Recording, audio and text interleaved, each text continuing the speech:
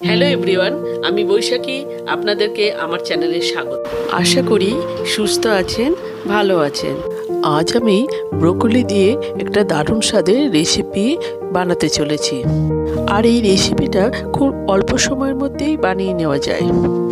তার জন্য আমি এখানে একটা গোটা ব্রোকলি নিয়ে নিয়েছি।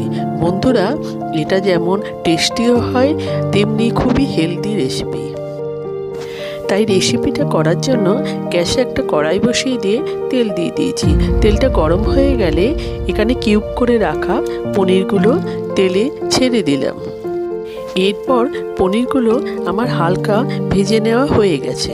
এরপর কেটে রাখা ফুলকপি দিয়ে দিলাম, সামান্য পরিমাণ হলুদ দিয়ে দিলাম। এরপর নাড়াচাড়া করে ঢাকা চাপা দিয়ে দিলাম।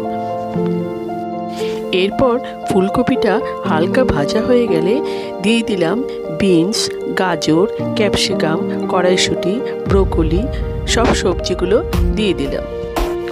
যেসব সবজিগুলো আমি রান্নায় ব্যবহার করেছি সেগুলো আমি আগে থেকে ধুয়ে রেখেছি। এরপর নাড়াচাড়া করে স্বাদ মতো নুন দিয়ে দিলাম। বন্ধুরা, আপনারা এখানে এর পরিবর্তে নিজেদের পছন্দ মতো সবজিও অ্যাড করতে পারেন।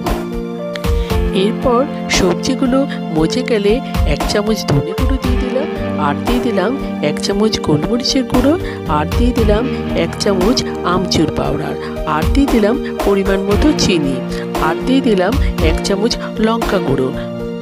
এরপর সমস্ত মশলা আমি মিশিয়ে নেব। বন্ধুরা, যদি আপনারা বাচ্চাদের জন্য বানান তাহলে ঝালটা স্কিপ করবেন। এরপর আগে থেকে ভেজে রাখা পনিরগুলো দিয়ে দিলাম। এরপর পনিরগুলো সবজির সাথে ভালোভাবে মিশিয়ে নেব। বন্ধুরা, অনেক সময় বাচ্চারা সবজি খেতে পছন্দ করে না, তখন এইভাবে বানিয়ে নিলে খেতে তারা ইন্টারেস্টও পাবে। এরপর 10 মিনিটের জন্য ঢাকা চাপা দিয়ে দিলাম। এরপর সবজিগুলো সিদ্ধ হয়ে গেছে।